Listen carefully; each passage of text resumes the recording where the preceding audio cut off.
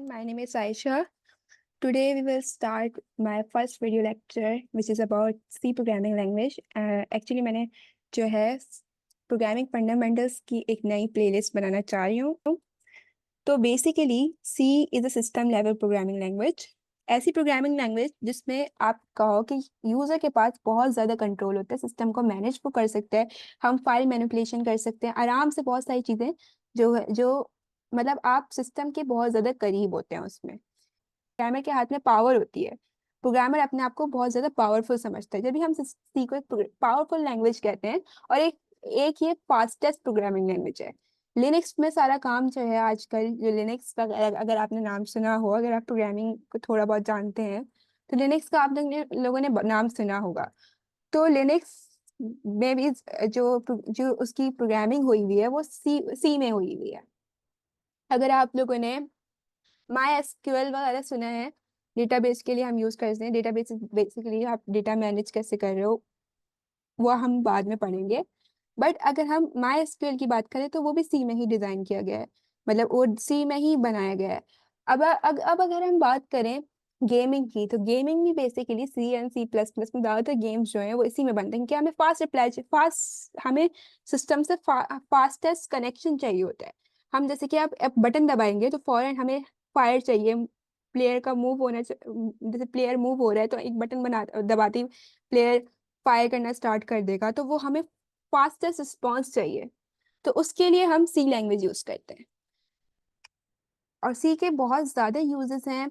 हर अगर ऐसे ये नहीं कह सकते सी एक पुरानी प्रोग्रामिंग लैंग्वेज है, हम ये इस बात को बिल्कुल भी डिनाई नहीं कर सकते कि सी आज भी यूज हो रही है। कहीं ना कहीं सी आज भी यूजेस के आज भी यूजर्स हैं और वो सी को यूज कर रहे हैं। हम सी में लॉजिक बनाना थोड़ा सा यू कैन से लॉजिक बनाना आसान है, बट थोड़ा सा प्रोग्राम लेंदी हो सकता है। लेकिन आपको अगर फास्टेस्ट रिस्पॉन्स चाहिए अपने कंप्यूटर के साथ तो आप जो है सी को यूज कर सकते हैं। तो बेसिकली आज मैं आप लोगों को थोड़ा सा ओवरव्यू दूंगी, एक सेंटेक्स बताऊंगी कि सी किस तरीके से इस्तेमाल होते हैं। तो अगर हम देख लें यहाँ पर, तो यहाँ मैं आप लोगों को वैसे तो विजुअल स्टूडियो को प्रेफर करती हूँ, लेकिन आज फर्स्ट लेक्चर है तो मैं आज आप लोगों को डेव पे काम करके दिखा रही हूँ। नेक्स्ट वीडियो पे मैं आप लोगों को ट्यूटोरियल दूंगी कि कैसे आप लोगों ने डेव सी प्लस प्लस, वैसे डेव सी प्लस प्लस को तो डाउनलोड करना बहुत ईजी है। मैं dev C plus plus visual studio को कैसे डाउनलोड करना है वो मैं बता दूंगी।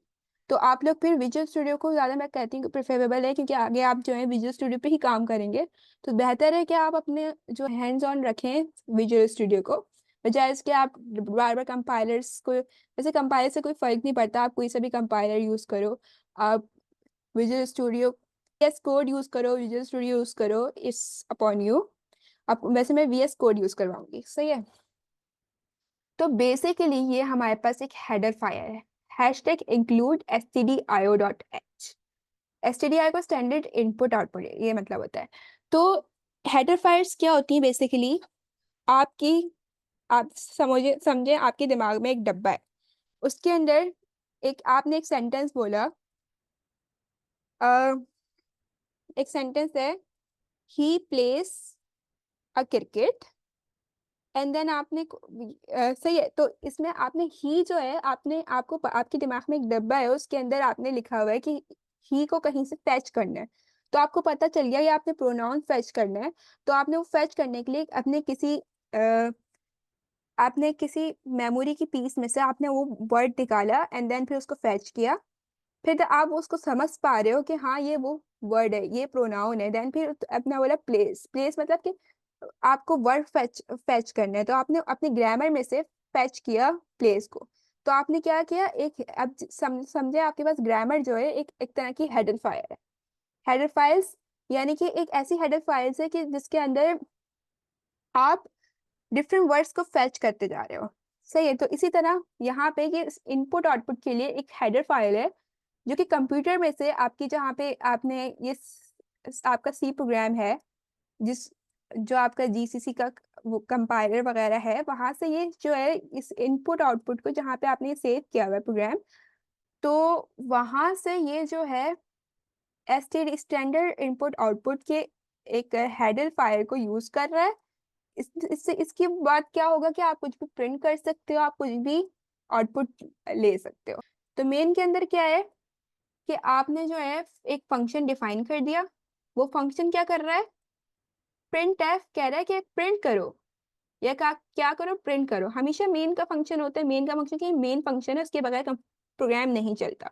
तो मेन हमेशा सबसे ज्यादा मस्ट है कि आपने मेन का फंक्शन डिफाइन करना है, उसके बाद आपने प्रिंट एफ का फंक्शन आपने लिखा, एंड देन उसके अंदर आपने लिख दिया हेलो वर्ल्ड। तो ये प्रिंट एफ क्या करेगा, कंसोल पे प्रिंट कर देगा, एंड देन फिर आपने कहा इंटीजर यहाँ पे यूज किया है ना। इंटीजर का मतलब क्या होता है, आप वैसे आप अगर मैथ्स में बात करें तो इंटीजर क्या होता है, 0 1 2 3 4 5 6, पॉजिटिव एंड नेगेटिव। सही है, तो यहाँ पे हमने रिटर्न 0 करवा दिया। अगर ये ना भी करवाए ना तो अभी प्रोग्राम चलेगा, इसमें कोई इश्यू नहीं है। लेकिन अभी आप समझने के लिए ये लिख दें क्या, ये इंटीजर का फंक्शन है, ये इंटीजर रिटर्न कर रहा है। ये चीज होती है ना, ये रिटर्न के लिए होती है। खैर इसमें ज्यादा नहीं पढ़े, सिर्फ एक सेंटेक्स समझे कि सबसे पहले आपने हेडर फाइल लगानी है जहां से आपने प्रोग्राम को फेच करना है। अब अगर मैं लिख दूं math.h, मैं लिख रही हूँ हैशटैग इंक्लूड math.h।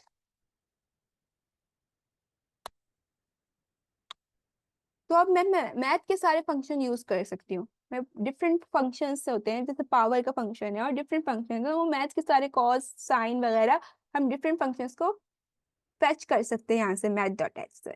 इसी तरह stdio.h है, इसी तरह kanayo.h है, डिफरेंट फंक्शंस हैं। इसकी नेक्स्ट जो है मैं वीडियो बनाऊंगी, देन फिर will discuss more about it.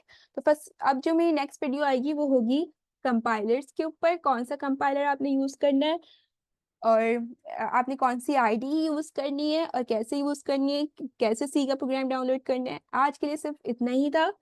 Actually आज का जो वीडियो लेक्चर था वो बेसिकली सी की इम्पोर्टेंस के ऊपर था कि सी किस तरीके से काम करती है, कैसे काम करती है। I hope you will enjoy it. Thank you very much.